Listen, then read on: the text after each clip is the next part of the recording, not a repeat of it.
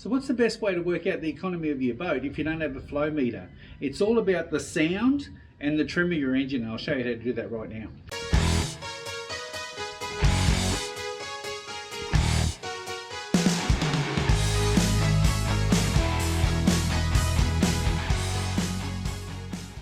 So I'm just going to do a little short video on how to listen to your engine and work out what sort of economy you're going to get from your motor. I'm going to run the engine when it's laboured a little bit. You're going to listen to the engine tone. So sorry about, you might get a little bit of wind noise. I've got a separate mic set up behind the console, so that'll limit that a little bit.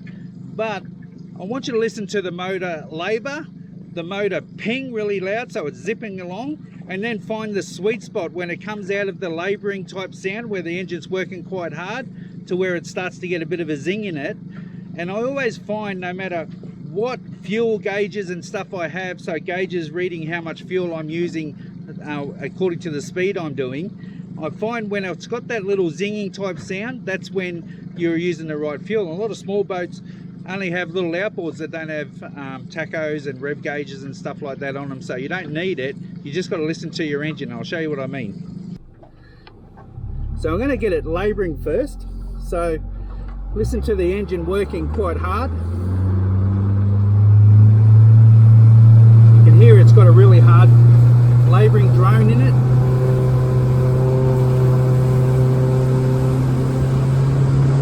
So as I pick it up a little bit, that drone will start to make a zinging type sound. Still droning a little bit.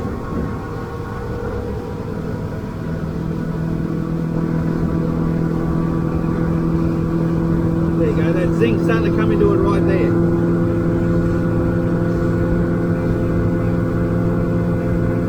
That's the start of the zinging sound there, and that's 5,100 revs for my boat. If I go quicker, it'll just zing a little bit more.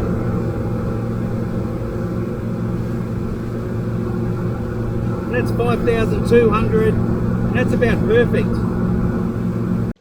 So there you go, it picks up that real zingy type sound to it, and I can't explain any other words than zingy. I know that's a stupid word, but it just seems bogged down a little bit until it gets to that point where it goes from to that real zingy type noise.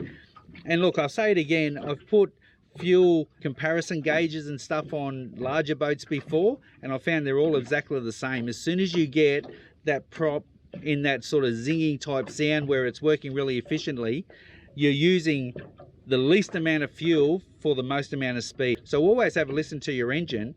The other thing we're going to talk about is trim. So if I trim this engine differently, the sound of that engine changed dramatically, because as I throw more boat in the water, as it's trimmed down, it labours a lot more, and as I lift it out, it'll take less load or less of the boat dragging through the water, so it's going to change the sound of it. So check this out.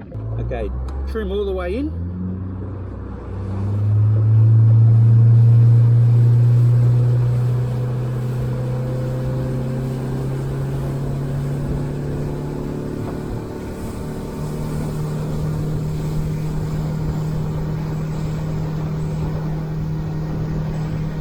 Trim it out. There's that zing in the engine.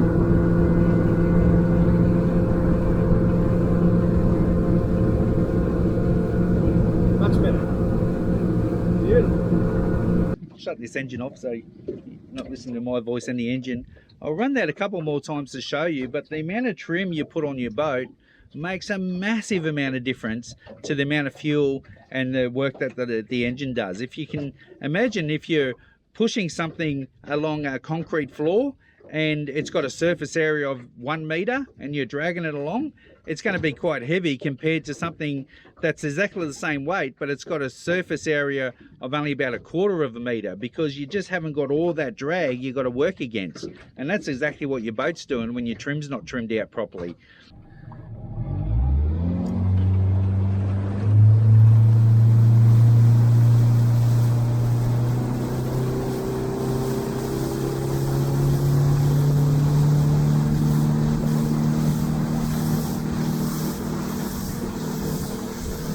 Boat's very laboured, but watch what happens when I take the trim off. Zing she goes. Trim it out even further. I'll get heaps more revs.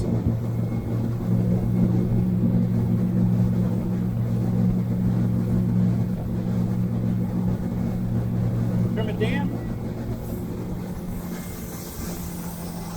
You can see all that extra water playing out is the amount of boat that's dragging through the water now. So there you go, trim settings are really, really important. But what if you don't have a trim setting on your control arm? You've only got a tinny like this one here that I've got at home. To trim this thing out, I've got these little bolts down the side here, and I just take my pin out,